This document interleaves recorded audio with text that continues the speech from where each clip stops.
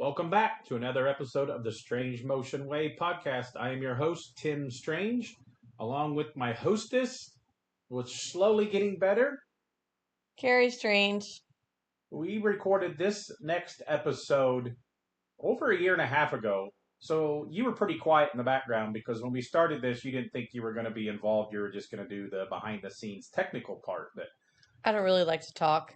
you said a few things and laughed because we're both very good friends with Jack Walker, Kustom legend Jack Walker, coming up this week. He has done a lot of cool stuff.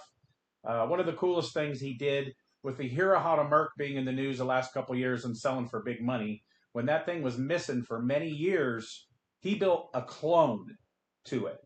He's built a few clones of missing or destroyed Kustoms over the years. And one of the most interesting things, he was very open and honest with the days of hauling feature cars for the indoor World of Wheels shows and how much money he was getting made or getting paid by hauling all those cars. So make sure you listen and listen close. Jack is such an icon, and everybody loves Jack when they meet him. But first, a word from our sponsors. The Strange Motion Way podcast, brought to you by Royal Purple Synthetic Oils. Royal Purple premium synthetic motor oils and high-performance chemicals have been designed to improve performance in all conditions and provide cleaner operation, better mileage, and decreased oil change frequency. That means less oil changes. With products available for your gasoline and diesel engines, Royal Purple is the obvious choice for your performance needs. Drive with Royal Purple, the synthetic expert. Hey welders, ready to upgrade your gear and save some serious dough in the process? The Miller Build with Blue Savings and Rebate Program has you covered. Find amazing deals and cashback rebates on a wide range of Miller products, from welders to plasma cutters and everything in between, all backed by our 3-year warranty. Don't let this opportunity pass you by. Take advantage of the Miller Build with Blue program now. Visit us online or stop by your nearest Miller distributor today to start saving.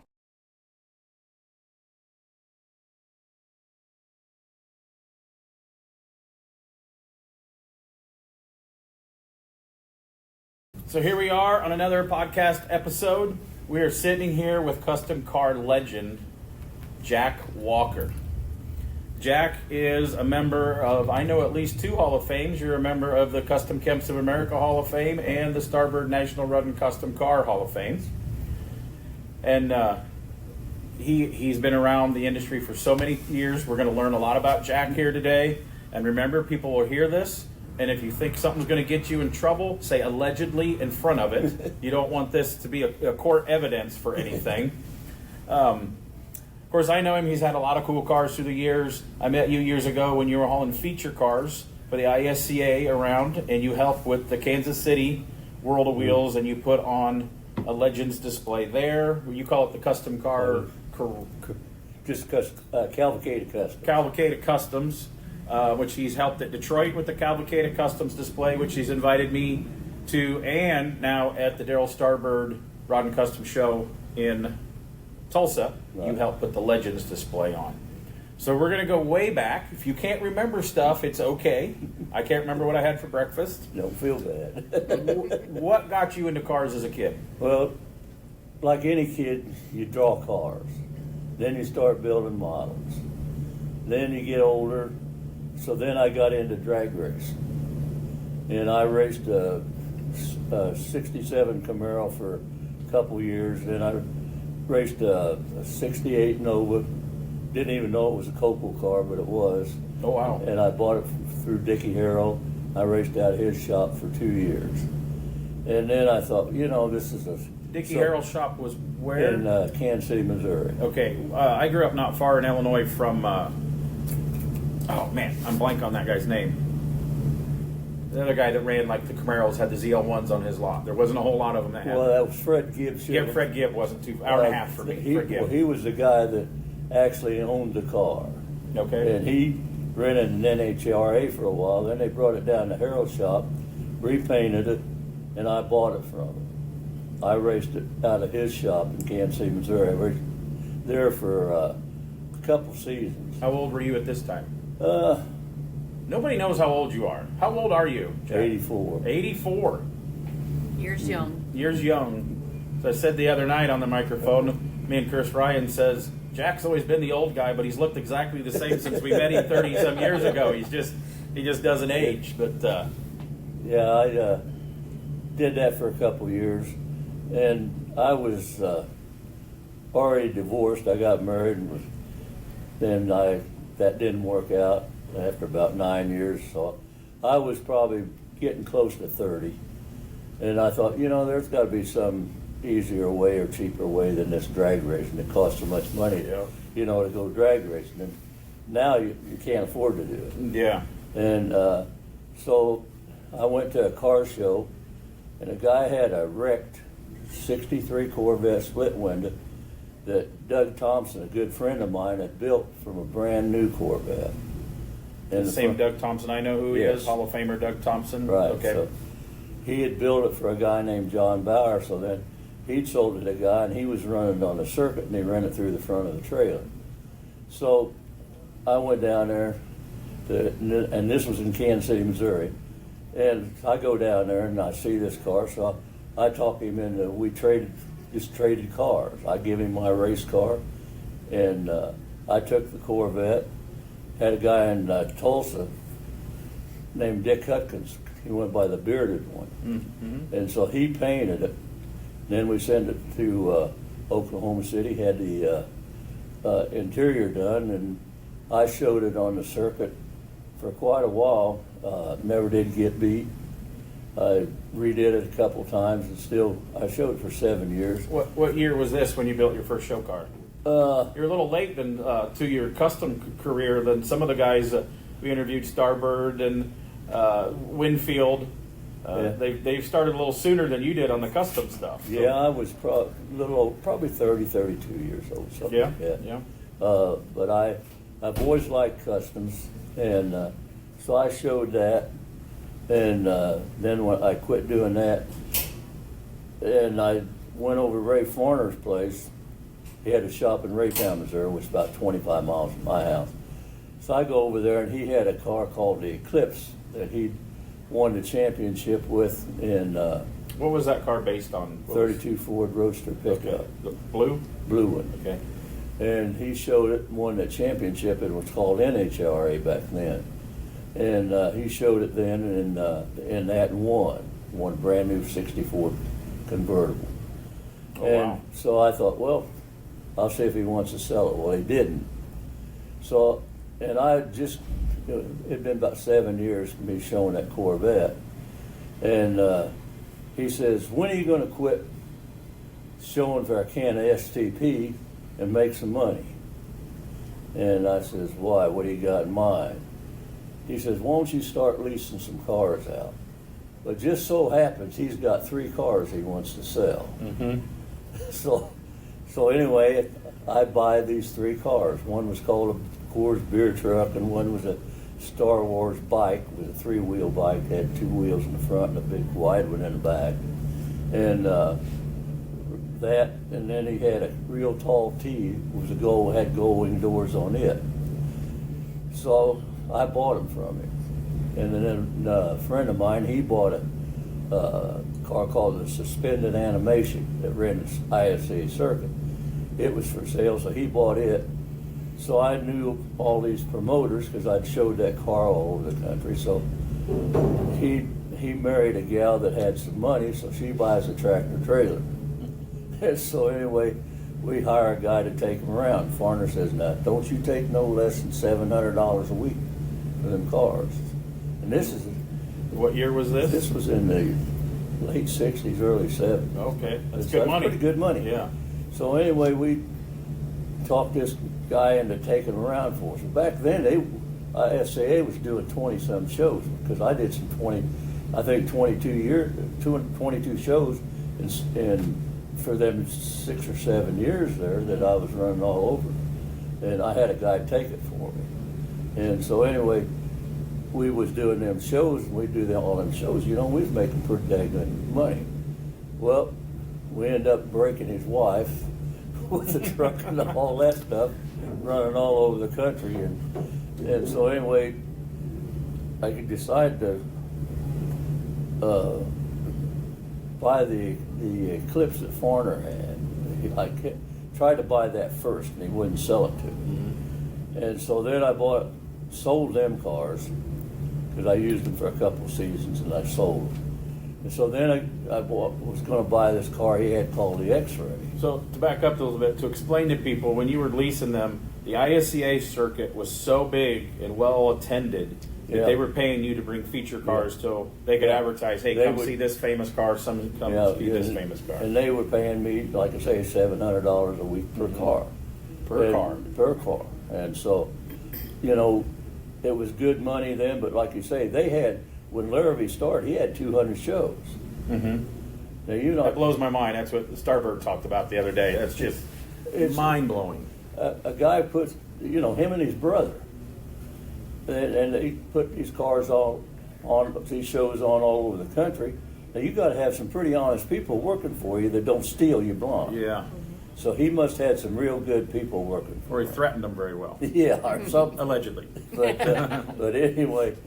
Not every small town, but Peoria, Illinois had an ISCA show. I had a picture when I was 8 years old, and I posted it one day of my dad's photo album, and Cody, Daryl Starbird's grandson, well, that's Grandpa's T behind you, and it's like it was one of the tour cars that time. Yeah, it was because they was leasing all kind of cars, like the Batmobile and stuff like that. George built 8 or 9 Batmobiles so they can get them out there, and stuff like that. So the leasing thing got pretty good, but so then Farner had a bad show in Kansas City, and so I bought the Eclipse instead of the X-Ray. I redid it. It needed to be all redone it, and had Doug Thompson do that. He helped Farner build it. He actually was the guy that designed it. I got the original drawing where Doug designed it. And so I showed that car, but the first people I had to lease it to was Farner. So I leased to that. He had quite a few shows in, so I leased that to him. And then the next thing, I was going home one night from working on it, and I passed a 50 Mercury. He was going one way, I'm going the other way. I said, man, I got to build me a Mercury. So I found a 51, and so I decided to copy, which I didn't know that everybody call them clones now. To me, it was a copy back then. Mm-hmm. But I cloned that car. Doug Thompson and him did it. I did all the mechanical work. What car was that, to let people? 51 Merc. What were you cloning? Copy of the Hirohata Merc. Yes, because at that time it was missing, wasn't it? Or they knew where it was at, but they weren't telling nobody. I think Larrabee knew where it was at, and George knew where it was at. Is that the McNeil family had it at that time? They were just kind of keeping it a secret to keep people away. And so anyway. And this was, about what year was this when you started building the? I bought the car in '83. Okay. And I read all these articles with set down meetings like we're doing, and it was said the car would never be seen again by the public, and it was Winfield and Roth and Barris talking. And George said the car would probably never be seen again by the public. So I said, well, if it's not ever going to be seen, maybe we want to just make this. Yeah, people need to see this, what it looked like. And it was one of my favorite cars anyway. Oh, yeah. It was everybody's. And so I found this 51 Mercury for $600. And when the guy found out what I was going to do with it, he hit the ceiling and wasn't going to sell it to me. And so finally I told him which car I was going to do. Well, then he says, come go with me. He opened his garage door. He says, all these parts and all this is yours. They're all for 51 Mercury. Oh, wow. So I cleaned his garage out, took the car home, and so then we got started on it, and it took us 2 years to clone it. Because I tell you what, it's a job trying to copy somebody else's work. I've done a couple of historic restorations where we've blown up black and white pictures from the 40s, and the wiring harness was ran like this because an 18-year-old kid did it and tried to, it's a struggle. It's not just you build your own custom, I want to do this, but if you're trying to recreate. And we'd never seen the original one. So we have all these magazines laying out. It was on the cover some, and it was inside some colored ones and all that, but most of it was black and white.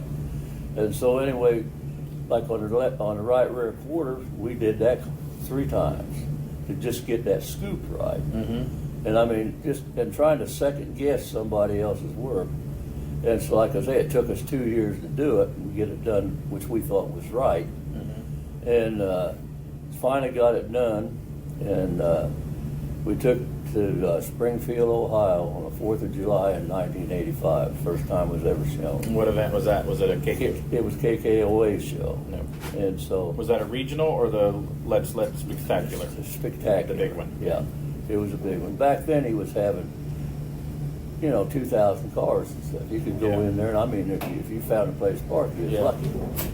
Well, I was going to drive it up there, but it was a new car, and everybody said, "Oh, you better take it up." So I had an old rollback truck back then, and so I put it on it. And we go up there with it. I took me and a gal I was going with back then, and we take it up there, unload it. The only place we could stay was 25 miles away, so we stay there, unload it, and drive it to the fairgrounds out there in Springfield. And I pulled in, and Kurt McCormick was there, and Barry Mazza was there, and all that. So I pulled up and parked by where they was at, because them was some Barris cars, So I pulled up and parked right in front of them. I got out, walked over to talk to them, and they was coming to where I was at. When we turned around, you couldn't even see the car for the people. I couldn't believe it. If anybody told me that car did what it did, I'd have told them it's nuts. Yeah. And some people say that had seen the Hirohata back in the day. They said your clone was better than the first car was, but all those years later, materials and fit and finish got better and stuff like that. Yeah, fit and finish got better, and stuff like that. But we take it clear to the Cadillac motor with a Helming Stellings cleaner. I got a 51 California plate, which you put a 52 tag on, and that's what Hirohata had on it. Found a plate, stamped it flat, stamped the numbers in it, painted. They say only people in jail are supposed to be making license plates. So we won't ask you where you learned how to do that. We won't ask you. So, but anyway, we made the plate, and I ran it, drove that car. The first probably 2 years I had it, I drove it everywhere I went. Showed it in outside shows. Well, we painted it with lacquer and didn't have enough color on it because we was trying to get the car done. It started bleaching white. So anyway, I done a car show for Bob Lurvy for his 25th anniversary, and up in Detroit. So he put it in a Legends deal he had up there. And I get home, and a guy calls me, and he says, "I do a car show up in Michigan." He says, "Would you bring the car up?" Well, back then I didn't win anywhere if I could, just to kind of promote it. Did you ever have a real job? You got all this time to do all these shows. What did you do for a job? I ran a service station, convenience store. Oh, okay. So you could be gone and people were still running the place. Yeah. Okay. And so anyway, I called this buddy of mine. I said, "I told this guy that I'd bring the car up to St. Ignace, Michigan." He says, "Where's it at?" I said, "Got to be close to Detroit." I said, "Because that's where the guy's seen it." Yeah. Well, we get the map out, and we can't even find St. Ignace. Yeah. 300 miles north, there it is, up in the northern peninsula. So here we go. We went up there. If you hear in the recording here, if you hear some background noise, we are at the Starbird show again, and there's people out there playing stereo, so we're just going to keep going. So we took it up there. I met Chuck Miller and Dave Bell, and had hung around with them the whole weekend. And I was getting ready to repaint it because, like I said, it kind of bleached out a little bit. So Chuck said he'd paint it. I didn't know him from Adam, but I mean, we become good friends up there, and I knew he was a good painter. So I was going to take it up there. So on the way up, I went to the James Dean run. Well, Barris was there. So I had to park where he was at. And he said, "What are you doing?" And I said, "Well, I'm going on the way to Detroit from here. I'm going to have Chuck Miller repaint the whole car." And so when I left, he told me how to mix the paint the way that they did. Yeah. And so that's what we did, except we used the new paint. Yeah. And when he got through, when it was up there, Bob Larrabee Jr., JR, he calls me. He said, "Would you lease us that car for 2 seasons? We'll give you $1,000 a week for 2 seasons." Yeah. They was doing about 17 shows back then. I said, well, yeah, I'll do it. So I never seen the car. Never went up. I trusted Chuck, and he painted the car. And they went and picked it up. Dave Carlson went and picked it up, put it on their truck. The first time I seen it was in Kansas City. And I didn't think I owned that car. It looked that good. I said, took a buddy of mine down there with me, and I said, do I own this thing? And so Dave said, why don't you wax it? He said, all I did is pick it up, put it in the truck, and bring it down here. So we waxed it. I mean, when I sold it about 2 years ago, it still had that same paint on it. You had it until 2 years ago? Yeah. Where'd that car end up? Well, a guy in Seattle, Washington, bought it from me, and him and John DiAgostino they were going to take it over to Europe. Oh, okay. And I had a couple of experiences of sending cars over there, like Daryl did. Mm-hmm. And so anyway, when I got mine back, they was damaged. His was damaged. So anyway, I wouldn't send it. I told that one guy that bought it, I said, if I was you, I wouldn't be sending it over. Well, then they didn't. Well, then a guy now, he lives in Portland, Oregon, the guy that built Kendig did the copper Cadillac. He owns it. He's the guy that owns it now. Yeah, Jerry something. Jerry Logan. Okay. Okay. Yeah. Anyway, he's got the car now, and I'm just doing car shows now. And for 30 years, this is my 30th year in Kansas City doing the Cavalcade of Kustoms. Mm-hmm. So I'm putting 30-some cars in this year in Kansas City. And then last year, we were going to do this tribute for the legends. And when Donna Starbird died, we decided to change it to a tribute to her. At this show, at the Starbird show. Yeah. And we used her car in the center and had 6 cars on the outside circle and a couple out in by the aisle, and it worked out pretty good. So this year we decided to put 8 cars, and it was packed in there yesterday. Tell everybody what you put together for this collection. Just one of those cars was worth me driving 9 hours to see here, Yeah. even if I wasn't helping do stuff at the show. Well, I've got the clone of the copper car. Which was a Barris car, the 56 Chevy pickup. Yep. Then on around from it, I've got a 59 Chevy. I got a 59 Chevy that was original Barris car to start with. And then the guy that owns this clone, he owned the original one. Then he sells it, buys it back. Later on, it was a rust bucket, so then he decided to make him a new one out, so he cloned it. And so then I got the Golden Indian Pontiac that Alexander Brothers, they built it. Mm-hmm. And then I got the El Capitola. That's the one I'd never seen, and all the stuff you've been around, this was the first time you said you'd seen it in person. Yeah, I never seen it till I pulled in. And that was a Barris car. That was a Barris car. Sam built that car after he left George. He moved to Sacramento, and he built that in a carport right beside his house. It's amazing. And then they took it back down to George's and painted it pearl white and raspberry. Mm-hmm. And that's what color it is now. Did he have it painted when he was working on it back, or was it he just put it in primer?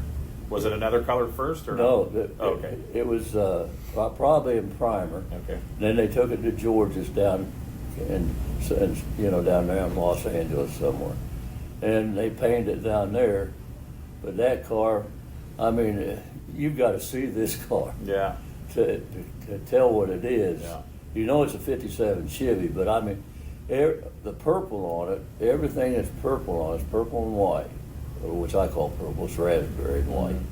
Mm-hmm. But everything that's that raspberry color is raised with lead.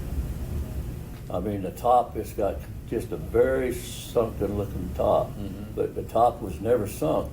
But they built the lead up all the way around it. That's a heavy car, isn't it? Weighs 700 pounds more than it did when it was new. And so I got that car here, And I know the guy real well, and he's a friend of mine. He owns a Dream Truck, and he's let me use it in Kansas City. And then I got the 52 Lincoln that Valley Kustoms built, which is called the Ida May car. A woman owned it. She designed it. Valley Kustoms built it the way she wanted it. And so he just got this car done. I mean, they're taking it to Mealy Island in a couple of weeks. Oh, cool.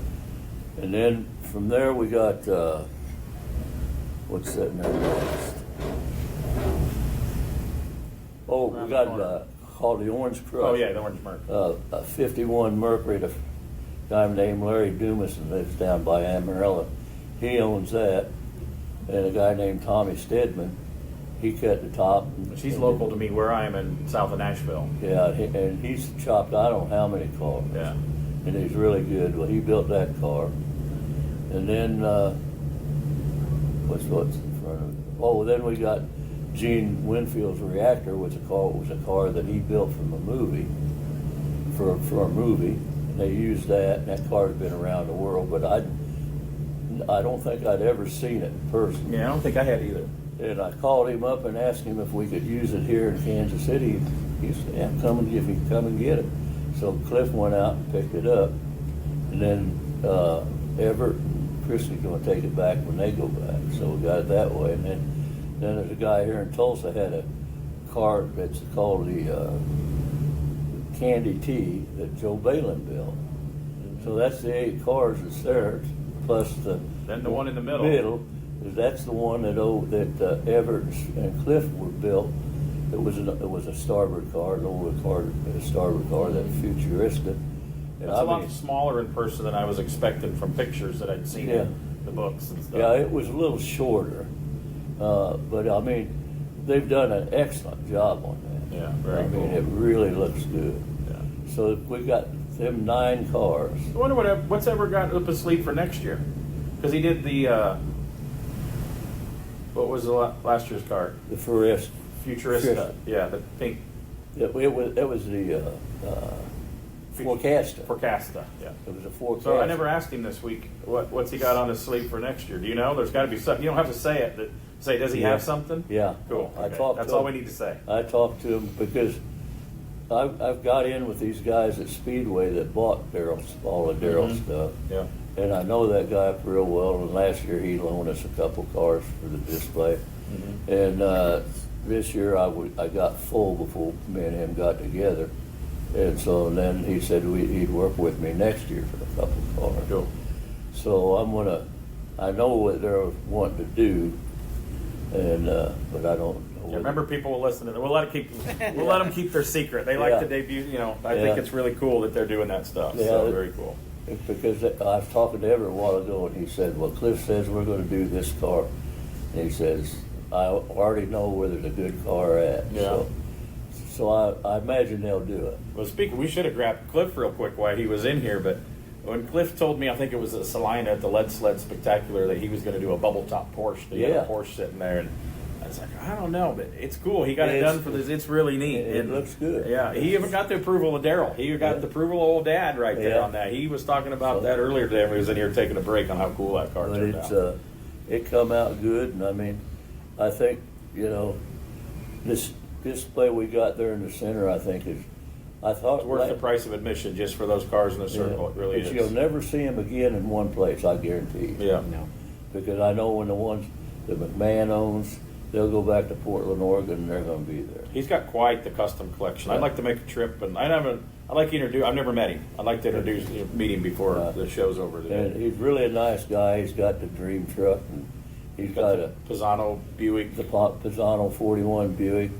He's got Jim Seaton 55 Chevy that I used to own years ago, and he's got it. And So we talk about these historic customs. I'm kind of jumping around a little bit, and only custom people understand when you say the Forecasta, you say the Jim Seaton 55. We know what we're talking about. As modern cars and the show cars win and stuff, do you see stuff like that in 50 years? Do you see many cars right now that you're going to remember in 50 years? no. It's weird, isn't it? I don't know what. I mean, I think there's some, I think that old sled out there that won the money here a couple years ago, Yeah. I think people will remember that car for many years. He's been all over the country in ISCA circuit. I think that's a car that, especially custom guys, will remember that car. But I think there'll be very few of them. yeah, the fit and finish and stuff on the cars are through the roof, and the amount of money they're spending on them, and the wheels and fuel injections are through the roof. But I've been, I hauled all the feature cars for, for Larrabee up there, and I was always there when they had the Riddler Award. And you could see year by year by year, but stuff getting better and better and better, and it's still doing that. I mean, I've seen $1 million, $2 million cars not even getting a grade 8 up there. Yep. And you probably have too. Yeah. And just like some cars here, there's some cars here that there's probably 3 or 4 cars out there that could win this thing tonight. Oh, definitely. And Allegedly, we were involved in helping decide that, but yeah, it wasn't. Hey, this one's the winner. Yeah, that's it. You just didn't walk up and say, "Hey, this car's going to do it." Yeah. Yeah. Because I mean, in recent years, I can remember, like, if you say the Grandmaster, people know that car, the Foose car. He's built a few of those cars that people will remember 50 years down the road. But when you go to a lot of these outdoor cars or cars that are winning Cars of the Year and Pros Picks, there's a lot. As I say, the quality's through the roof, and people are enjoying and driving cars, but there's just a lot of the same to me. Just something different color, different set of wheels. Well, and paint's so much better now than it was. Just like my car, I had it 35 years. That car started out with lacquer. Well, you know what lacquer did. Yeah. It either bleached itself out or color went out. I'm just the age that I was in on the end of lacquer when I started at 16 in the body shops. And our go-to was a BASF material that was lacquer based with a urethane 2K clear, which worked great. We did a lot of show vets and concours stuff, and I did some of my early cars that won awards. But if you chipped that thing, the adhesion wasn't there, and that clear would just come off in a sheet, man. Yep. I've seen a 67 Camaro. It was in a body shop with a car that I was doing, and they peeled on the door. They peeled the paint and all off the sheet just like that. And I mean, just about a foot wide. Yeah, I stripped a few cars with an air hose. Yeah, just to come off and sheet. It's just fluttering through the air and everything. But, so after the Hirohata car, what was the next car you built? I think I know, but Greg Sharp. After he seen I done the Hirohata car, he wanted me to do the Blue Daniel car. Greg Sharp that worked at the NHRA Museum? Yeah, I got to know him pretty good after I did that Hirohata car. And he was manager or he was the head dude at the NHRA Museum. Yeah, and then so he kept sending me 8x10 pictures of the doors, how they were fit, how the grill, the headlights, tail lights, stuff like that. He says, you need to build this car. He said, them 2 cars is the prettiest cars that Barris ever built. I said, I don't want to clone another car. I said, man, 2 years out of your life doing something like this to get it done. But, mine, the Hirohata car was worth doing it because with all the lease that I got out of it, at least 200 shows, 200 magazines. You made your money back. I wouldn't have what I got today if it wasn't for that car. Yeah. And so he wanted me to do it, and he talked to me probably for a year. And every time I'd see him, you need to do it, you need to do it. So it was made out of a 51 Buick. So I found one. Had 40,000 miles or something like that on it. And so I knew a guy that could really chop the top because Doug's health got to where he couldn't do nothing. And his liver went bad on him from breathing all that. Is he still around? Is he still Yeah, with us? he lives about 45. I think I met him the year I got inducted in the Hall of Fame. He was at the induction that year. He lives about 45 miles from where I am. But he's getting up there too. He's probably close to Gerald's age. And bought this Buick, and I found a guy that all he did was chop tops. And but before I did it, I called Greg Sharp. I'm not Greg Sharp, but I called Lyle Lake. He's the guy that owned the car. He was a shop foreman at Barris's. And I called him, and I said, I want to clone that Blue Daniel car. Don't want you to do it. And I said, well, that's why I'm calling you. Because I said, I know a guy that cloned another car. And the guy that owned the original car got mad at him. And I said, I don't want to get in a pissing contest with you over me doing your car, and then you find out I did it, and then you're mad at me. I said, that's why I'm calling. And so we talked a little bit, and I told him, I said, well, I've got pictures of not how to do it, but what the finished product was on different stuff on it. And I'm going up tomorrow and talking to a guy about cutting the top. And so he says, well, you go up and have the guy look at the picture and see if he thinks he can do it. And you call me back. He says, I want to talk to my wife about this, but I really don't want you to do it. And so I said, okay. And he said, as soon as you get back, you call me. So I get back, I go up there and show this guy, and he looks at these pictures and he says, you know, he says, looks to me like there's 4 inches added between the trunk and the back window. I said, don't ask me, I don't know. I said, the car's gone, so I mean, he got nothing to compare it with but pictures. So anyway, he said he'd do it. So I went back, and why I looked at the clock, it was 5 o'clock when I got back and I called him. I sat down, he talked, I listened. Was it Lyle Lovett? Lyle Lake. Lyle Lake. Not the singer Lyle Lovett. Lyle Lake. He was a shop foreman out there for George. And so anyway, I listened.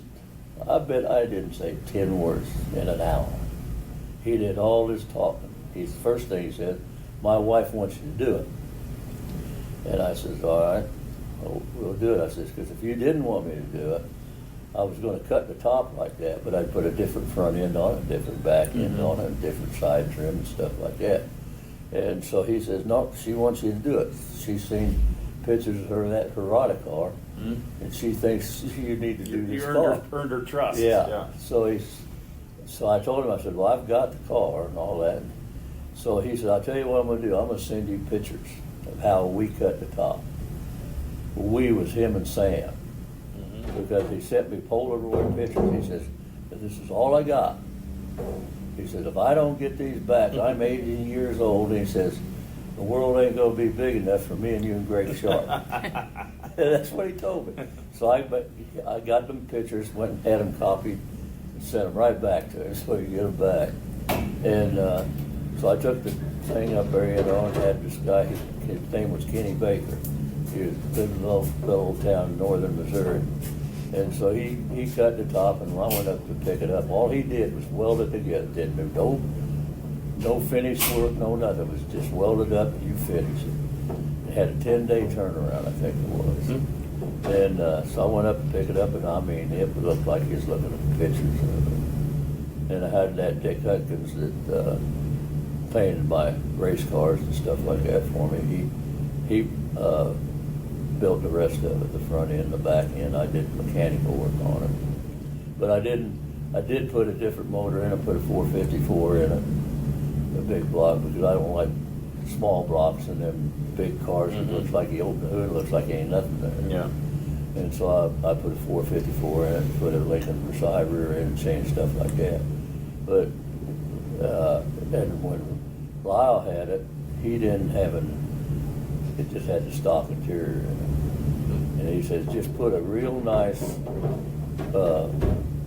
rolling plate, white rolling plate in it. Do the headliner the same way. So that's what we did for interior. And we sent him pictures all the time as it was being built and after we got it done. And he was satisfied with it. Did that go on a big tour like the Hirohata car too? Yeah. Then So I remember that car was in Custom Rider magazine, and I had a car in the same issue of that magazine. So I always get that out and look at it, and I see that car because we had cars featured in the same issue. Yeah, that car come out real good, and that's basically when I got into lease business with Championship with JR, and what we do back then. I don't think they do that at all anymore. No, I mean, I had a couple that we did and some friends did, but that's kind of that's out. Bygone era. Yeah, I did it for, when I first started leasing with them, we JR and I started this thing in '93. That's why this is my 30th year of the lease and stuff. I mean, of this Cavalcade. Because what I do, I go into these different towns. We did about 8 or 10 towns, and I'd send 2 or 3 of my cars, and then the promoter would pick up 6, 7 or so. So they'd have about 10 cars in display. We did like New Orleans and Pittsburgh and Salt Lake City and places like that. And so I did that for quite a while. Then the promoters got to where they didn't want to go out and have to start looking for cars. So we quit. And so then I got out of the service station convenience and went out and bought me a toter home and a 48-foot trailer, and I could haul 4 cars. So then I started hauling all the feature cars for championship. Yeah, you hauled some of my friends' cars for that too. I hauled, you name it, I've hauled it just about. And in the summertime, then I'd haul for myself. Just anybody wanted to go to California or places like that. Because then I had the time to do it. Yeah. And I did that lease deal with them, and they'd get the car. What they usually did, they'd use one of mine. So I got paid lease money plus tow money, the travel money, and all that. And they would lease 3 other cars. Then I'd go pick them up, take them to my house, and then I'd set my load. And that's the way that trailer got loaded every show. Yeah. Every time I went out, Yeah. straps was laid in certain spots. You pull it in, you tie it down, you're gone. Yeah. And so I did that till I seen the handwriting on the wall that they were going to quit leasing. And What year did that stop? That you started doing that? probably about 2010, 2011. Oh, okay. And now ISCA does what? Do they do a dozen shows anymore? 10? About 12 or 13, I Okay. think. They don't, they got to the point. First of all, I thought, you're just going to be working for a truck, And then the next thing, JR died, and I think I was already done by the time he died. Yeah. And I knew Pete had these trucks and trailers, and I kept saying to myself, there ain't no use you trying to stay with them because they're not going to use you. So I went to the last show I went to. A guy come up to me and he says, I'm going to buy me a toter home with a 48-foot trailer. He said, I'm going to haul 4 cars to these outside events. I said, come and go with me. And so we get on a golf cart out the parking lot. We go. He looks at it and all that, gives me a deposit on it. He bought it.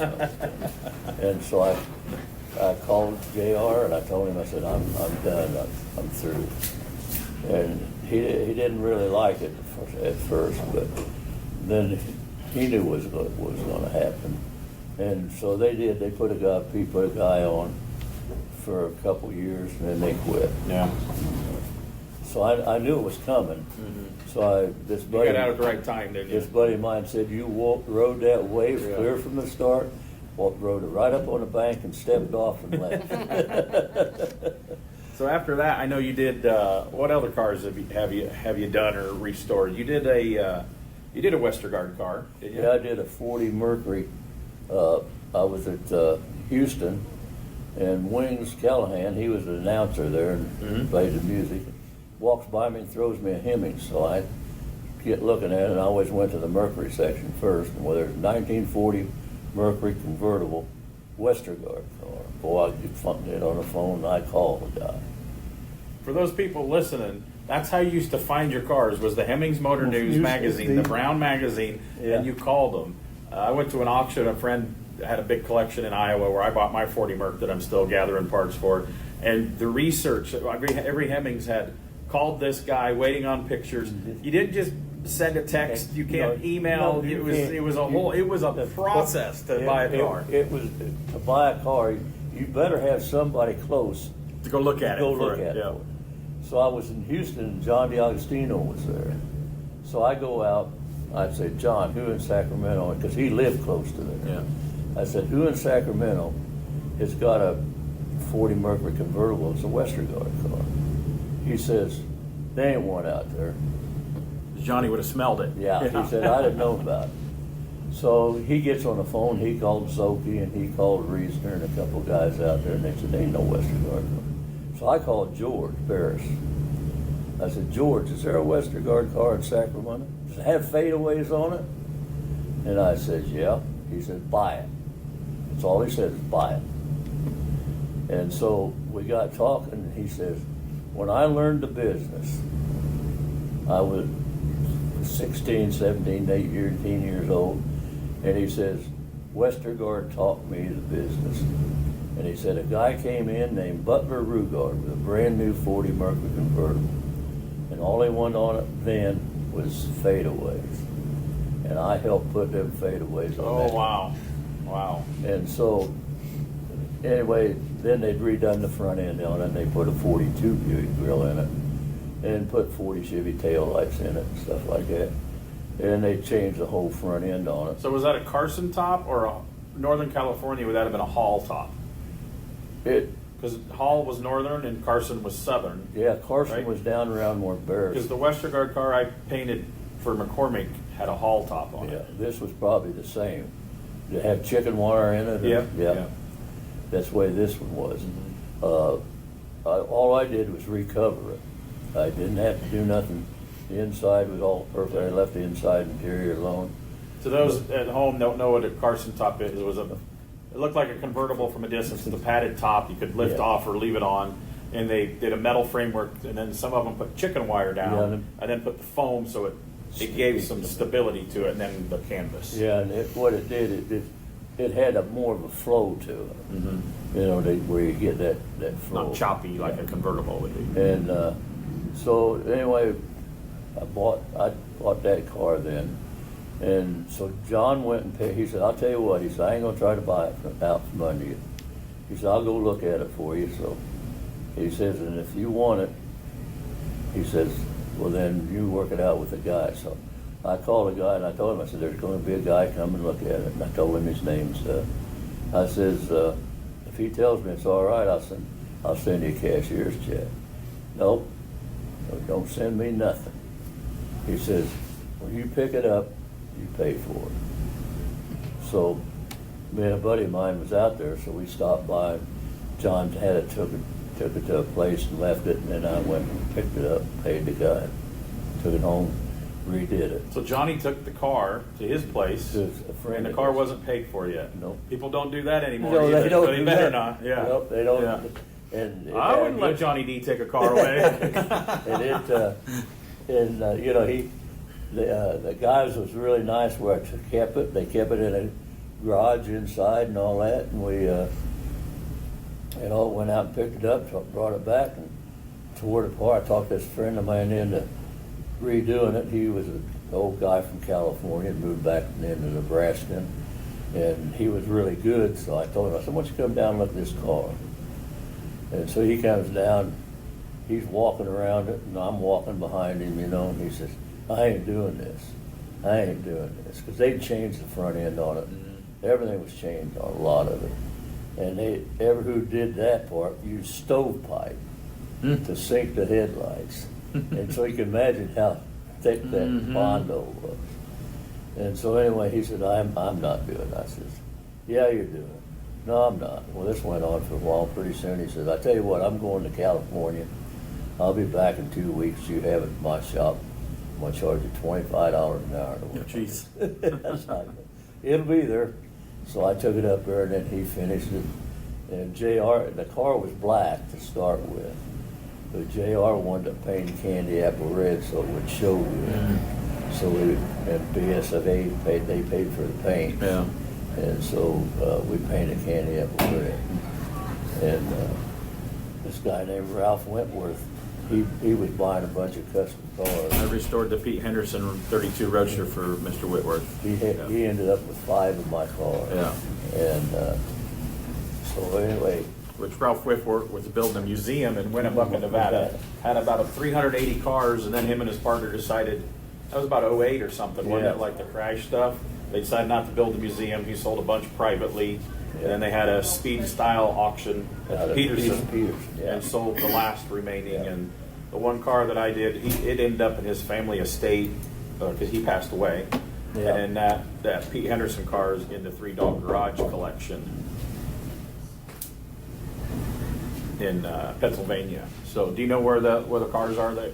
Some of them I do. The Eclipse, this one guy in Maryland, he bought the Eclipse, and he got the Eclipse, and he got the Westergaard car, and he got Harry Bradley's car. Where was this guy? Where at? Guy in Maryland. I don't know what his name is, but I know who It's he not bought. the guy in Pennsylvania with the Ross Myers collection? Not there? Okay. This sounds like another collection I need to find and go see then. Yeah.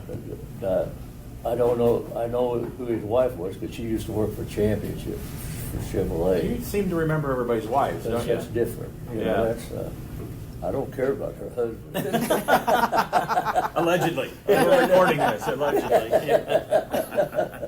But anyway, he sold them to them because I had Harry Bradley's car too, which was a '51 Chevy. The La Java? La Jolla. La Jolla, La Java, yeah. That's white guy reading it in the book. Yeah. It was called a La Jolla. I bought it from him. I was out at the Oakland Roadster Show, and Dave Crook was really a good friend of Bradley's because he designed a lot of those cars. Yeah. And I was walking through there, and I seen Crook, and so he says, "I need to talk to you." And I says, "All right." So I go up there, and he says, "Harry's going to sell his car, and he wants you to buy it because he knows you'll take it all over the country and show it." So anyway, well, I told him, I said, "Well, tell him I'll call him when I get through with running the season with JR, and I'll come out and look at it." So I get through, I call him and told him. He said, "Well, you are interested." I said, "I'm not calling you for my health." I said, "I'm calling you to come and look at this car." And so I flew out, Crook picked me up, we went to his house, Crook's house, that's where the car was at. And if you know Harry, I've met him a couple times. he says what's on his mind. Yeah. So anyway, we go in, he said, "I told Dave for you guys to stop and eat breakfast, and you didn't do it. Now you're ruining mine." Because he stopped at McDonald's, was eating there at Crook's house. Yeah. And I said, "Well, go ahead and eat." I said, I'm staying here all night with Dave, and then I'm going back home tomorrow." He said, "Nope, you've already ruined my breakfast. Let's go." So we go out in the garage, we look at it. I'm walking around looking at it. He says, "Now, when I go to sell something, I'm going to get what I'm asking for." I said, "When I go to buy something, I'm going to pay for what I want to pay for." And that's it. The Crook walks by that time and says, "I'm going inside." So anyway, he started out, I forget where it was at. Anyway, I keep knocking him down about $500. He'd drop again, I'd drop again, he'd drop again. I'd made up my mind I was going to pay $25 for it. It needed to be redone. Okay. The car was a brown color. It's supposed to be like a dark blue, kind of purpley almost, wasn't it? Well, when he built it, it was a brown color. Guy back east built that car. Okay. And it had all that back east stuff over it. It had a lot of gingerbread stuff on the outside. It had the worst grill in the world in it. And anyway, I ended up buying it for $500 more than I wanted to pay for it. And a friend of mine went and got it, brought it back, got it back one day, and the next day, my brother and another guy, it was a shell. Went clear through that thing. The paint was cracked and all that, had to strip it. Firewall, all that was messed up, had to fix that, and strip it. I mean, he was a funny guy, really. I mean, I got a lot of respect for him. He's still with us, right? Yeah. He's still around. I actually heard a podcast with him last summer. The guy's really on a truck podcast, got him on there, and it's amazing. And he's not designing anymore, though, is he? I think he's retired. Because I reached out to Dave Crook on that, and I was like, I would love to have Harry Bradley help me on my 40 Merc design. I think that would be absolutely amazing, of all the little details and trinkets that He he would moved come up stuff with. that you don't Yeah. know, like that Chevy we looked at Mhm. last year here. You know, he would move, because on that Ernst car, remember their 51 Chevy that Barris did for the priest? Yep.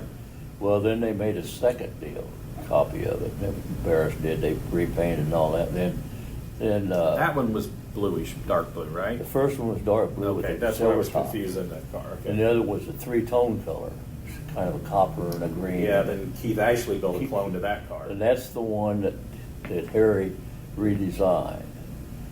But you couldn't tell hardly anything that was redesigned different, because he would move. Like the Continental kit, Barris had to stick it straight up down, where Bradley slanted it, just enough that you could tell it was slanted. But he would move this, move that, move. And I mean, that car was really, really neat, because I had my Hirohata car up at the Gilmore Museum. It was up there for a year and a half in that car. They sat side by side up there, which I felt When Keith Ashley did that, which it was in 3 colors, which you wouldn't think it was. Yeah. Copper with a green roof and like gold sides on it. Yeah. Yeah, but absolutely beautiful. It's like, you're going to tell somebody you're going to paint a car these colors, they think you're crazy. My blue Daniel car had 3 colors on it, but you couldn't hardly. Yeah. Had a light blue top, dark blue bottom, and then inside the Buick side trim on it was kind of a silvery blue. Yeah. But Bradley was, when he built a car that he's owned, he wants it to go back, you know. And so first thing he asked me, he says, how bad are you gonna cut this car up? Because it had blue sight stuff down over the back where they extended the quarters, the back probably about 2 foot. And he had the tail lights sunk in, and he had this lucite strip over. Then he had a piece of copper that came down, stuck out past that. Just different stuff like that around. It had lights around the bottom of it when you light it up. The grill had just a piece of copper that's just made into a half semicircle, and that was it, with 2 big spotlights in it. And so, but his first thing, he said, how bad are you gonna cut this up? I said, I'm gonna cut it. I said, why would I cut it up? If I wanted the trouble to build that Hirohata car the way it is, Yeah. I said, it's about as exact as you can get. I said, why would I cut this car up? I said, I just want a different color. I don't want no brown car with brown interior. And he says, well, what color are you gonna paint it? I said, I'm gonna paint it a dark purple. He said, that's what I was gonna paint. It was a dark purple, but the only people in California that painted cars purple. I've heard you say this before. Yeah. And we have a couple purple cars, so he gives us a hard time about having purple cars. So, yeah. So anyway, next thing I know, he sends me the paint. So he asked me about the interior. I told him I wanted to put a lavender and white rolled pleated in it. It had 65 Pontiac Bonneville seats in it, which the whole back's all metal and all that. And he says, well, I've already got one designed for it. He said, I'll just color it in. And so it had Cadillac inner panels on the inside of it. That's what was on the deal. He had that all designed, and how to do the seats and how to do all this. He sent me page after page after page of all these drawings and stuff, how to do it. And he sent me the color of the paint, sent me the material to do the interior. And I had this friend of mine, Bob Sipes, had done all my interiors for me anyway. And I had him do the interior in it. And I had another guy paint it in dark purple. And I showed at least that car out to JR for a couple seasons. And that's one of them that Ralph ended up with. Yeah. Because he didn't want any clones, he wanted original cars. Yeah. He had an amazing collection of stuff. And Yeah. then that car ended up, who bought that car at the auction? This same gal that bought her husband bought. What was her, I forget her, she was everywhere there for a really nice lady. Yeah, she worked for Denise. Cruising lady or something, she was on like Denise something. She worked for Chevrolet had a booth or something on all them ISCA shows. Oh yeah, no, yeah, that girl. That's Yeah, it. she had long hair, not Denise. Yeah, Yeah. yeah. Yeah, I forget what her I name can't was. remember her name either. You guys are forgetting a woman? Yeah, we remember her hair in her car though. Right. Yeah, but we don't remember her name. I don't know your name, but I remember your hair. But anyway, she ended up buying it. And I mean, she ended up stealing It went. I remember it went.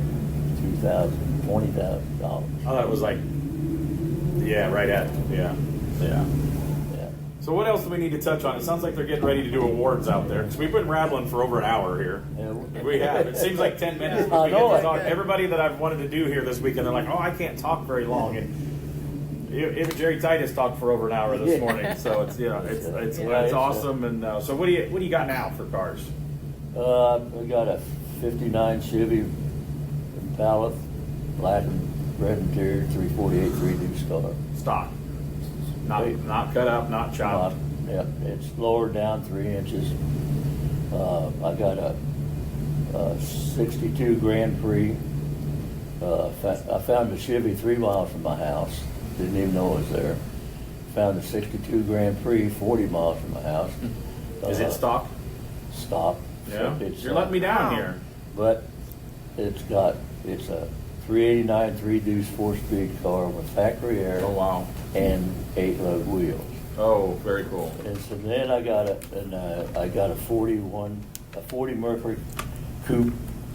Looks like a Matranga car. Yeah. It's about as close on the outside. So I remember when I bought my 40 Merc, I called and I said, "Hey, I want to build you a Merc." I already got one. You were about done with it. So. Yeah, I found this down at a friend of mine had it, and we were doing a car show down in Branson, Missouri, and I ended up buying that. Hard to beat a good chopped 40 Merc, isn't it? This one, I mean, you can put pictures side by side of both of them, and the outside of it looks perfect. And this car was built 24 years ago. Oh, wow. Same paint, not a crack in Yeah. it. So ever who welded it up and leaded it up knew Wow. what they was doing. But this guy, I knew the guy that built it, and he said I studied that car before we ever really got into it. I've been studying one too because my dream car is a 40 Merc, but I'm going to do a few modern tweaks on mine, I think. Well, years ago I bid on the one that the Agostino built, that Stardust car. Which I just think, online the other day it sold again to somebody. It didn't sell. Oh, it didn't sell? $100 and some thousand it didn't sell. No, it was sold privately, I thought somebody It said. might have probably did, but I know online it didn't go because they called and told me it didn't sell. And because I bid on that in Monterey, I seen it out there, and the guy that bought my Mercury to start with ended up buying that car from John. And I always liked that car, and I told John, so why didn't you call and tell me he was going to sell it car?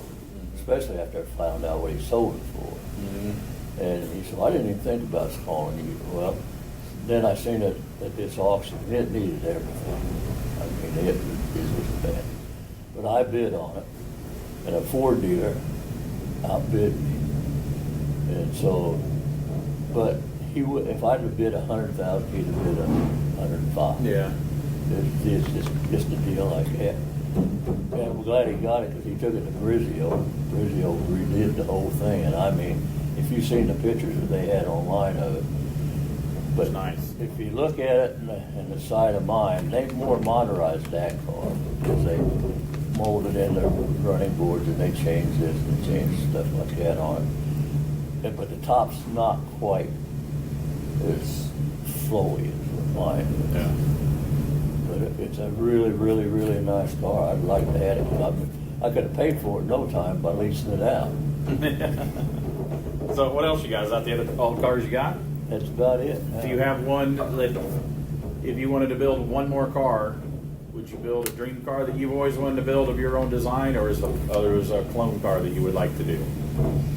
Well, after I cloned a couple and had 3 or 4, see, I had a clone of the Polynesian car, and there was a couple other ones I had. But, I don't know. I think I would like to maybe design something myself.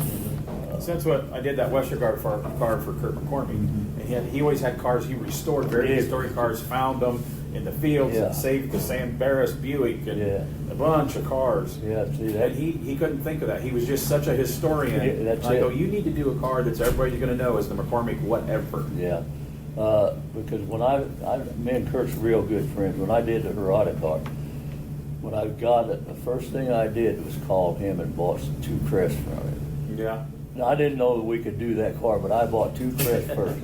And he says, "What car are you doing?" And I said, "I'm not going to tell you."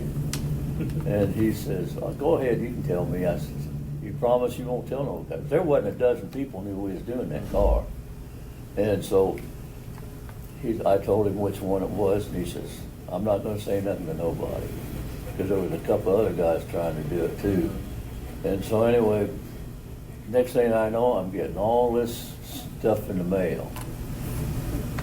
He researched that car. Yep. I've always given him credit for Very researching. good at that. Very good. I at mean, that. I got pictures and all this stuff that he had, the interior shots, which you never hardly ever see in the magazine. Mm-hmm. He found me stuff like that, so I've always given Kurt credit for doing that. Yeah. But I don't know what I would want to do, but I would like to do something in a 50s style thing that would be my deal. Mm-hmm. It would probably be maybe a 51 Chevy or probably a 50 Oldsmobile. Because Nice. I like to do a 50 Olds 2-door hardtop car because the front end on them are about 6-8 inches longer than the Chevy. Yeah. Yeah. I bet Potter can find you one if you don't have one anyway. He can find you He one. just bought one. See? And where it's at my house. Yeah. It sounds like we're ready to go. Get started on it. So. And yeah, because I told him, I said, I ought to just figure out how we can cut the top on this. And so it begins. But the Buick glass on the back of the top is easier to cut a top for off of the Buick than it is on a 49, 50, 51 Chevy because the corners come down. And usually them 2 outside, you got to make them in Lexan or sink them pretty good. Yeah. But if I did anything, I would probably like to build something like that. Cool. Design it myself with different type of grill because I've seen so many grills out there that I could design one better in my sleep than some of these people design. Yeah. That's what somebody. Well, we went over to the BMX museum, and the guy over there is a car guy that runs the BMX museum here in Tulsa. And he goes, "What's the deal with this?" He's seen online. This is the flow's all wrong, and he was picking on the copper card, and he didn't know it was a recreation of a historic Barris car and everything like that. And I laughed at him, and he goes, "Well, I wouldn't have done it that way." And I go, "Well, I like the car because the whole history and everything." And I go, "Not every song that Elvis sang was a hit. That's right. So not every custom car is a hit." Well, I'll so. tell you what, they made a lot of ugly cars in the 50s. If you could look at some of them, and they make a lot of ugly cars today. Not every car Right. not every car out of Barris's shop was a hit. But man, when they got it, when they hit it, they hit Yeah. it. And I think, because when I talked to Lyle Lake that night, like I say, if I'd have had a recording, I could have blackmailed George. But I mean, allegedly. yeah. But I mean, he told me so much stuff about. He said I'd be painting a car, and the compressor would just quit. They want him to get mad at the other one owned the compressor, so he'd go shut it off. But he said, he told me, I stopped and asked George, he said, I was driving my Buick and it had a custom paint job on it. Wasn't cut or nothing, you know, and he says, went in and asked George, he says, you need any help, George? I said, don't need no help. So he said, but for some reason, George walked outside with it. He said, is that your car? And he said, yeah. He said, who painted it? He said, I did. He said, you got your tools? And he hired him. And then he became the shop foreman. Yeah. And the pictures that he sent me cutting the tops had him and Sam working on That's it. cool. And so I've got them hanging on the wall in my Very cool. building. Very cool. But I like the history of the old stuff, but I think I'd like to just do one. Yeah, you need something that's going to be the Walker whatever in the history books. But like I say, it'd probably be an Oldsmobile or something like that, General Motors.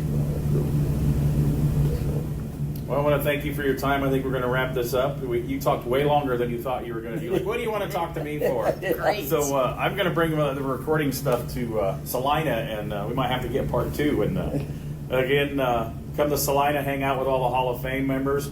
And I don't know if you know, we have a joke now that Chris Ryan likes naps in the afternoon. Salina, every afternoon about 2 o'clock is Jack Walker nap hour. We say that. If you want to go underneath Jack's tent, it's really quiet. Everybody takes a little snooze and they're ready to go for the rest of the day. So I want to thank 2-time Hall of Fame member Jack Walker for taking the time to talk to me and Carrie today. Well, so I appreciate it very much. I appreciate it. Honored to call you a friend, sir. You too. Known each other for a long time. Yep. Yep. Good or bad? Hey, welders, ready to upgrade your gear and save some serious dough in the process? The Miller Build with Blue savings and rebate program has you covered. Find amazing deals and cashback rebates on a wide range of Miller products, from welders to plasma cutters and everything in between, all backed by our 3-year warranty. Don't let this opportunity pass you by. Take advantage of the Miller Build with Blue program now. Visit us online or stop by your nearest Miller distributor today to start saving. Thanks for listening to another episode of the Strange Motion Way podcast. I'm Tim Strange. And I'm Carrie Strange. At the beginning of this, these were done all the same weekend. A lot of these Kustom people, Jerry and Devana from KKOA, Jack Walker, Daryl Starbird. Daryl Starbird was done at his house a couple days before, Gene Winfield. This was the first weekend that we decided to start recording our podcast about 1.5 years ago. And we have learned a lot. Yeah, so the sound's not the greatest. We're sitting in a room with one microphone, but it's still not too bad. It's more important about the stories we're getting out of these custom icons. Very cool stuff that Jack at first didn't want to do this. And he said, I'm probably not even going to be able to talk for 15 minutes. Yeah, we talked like an hour, didn't we? Yeah. And him talking about the cars and some of the historic cars, the Westergaard cars. A lot of you may not know who that is, but we're trying to learn some people, some custom history here. We're going to learn some people. Learn some people. Our English isn't the greatest, I guess. But Number 3. But him opening up and talking about the years of the indoor World of Wheels shows of hauling all the cars around was pretty incredible. So hopefully you paid attention to that. If you missed that, go back and listen to it. So next week, I think we're running out of people. We've missed a couple of people in our schedule. Are you ready for this? I'm super excited. Next week, we bring to you the one, the only, Tim Strange. Being interviewed by Carrie. I am not looking forward to this. This may take a couple takes. Remember, Carrie, it's supposed to be PG-13. I know everybody that knows us personally doesn't know how we can keep it PG-13, but the hardest one was still my dad, keeping him loosely PG-13. I got this. So after Jack Walker episode, not really sure how many people listen all the way to the end, but you'll have a few days of messaging Carrie any questions you would like her to ask me. You can post them on the Strange Motion Way Instagram or Facebook page. I'll check out the Instagram because Carrie's one of them old people that just goes to Facebook anymore. Instaface? Yeah. Okay. So tune in next week For another Tim Strange half-assed episode. The Strange Motion Way podcast, brought to you by Royal Purple Synthetic Oils. Royal Purple premium synthetic motor oils and high-performance chemicals have been designed to improve performance in all conditions and provide cleaner operation, better mileage, and decreased oil change frequency. That means less oil changes. With products available for your gasoline and diesel engines, Royal Purple is the obvious choice for your performance needs. Drive with Royal Purple, the synthetic expert.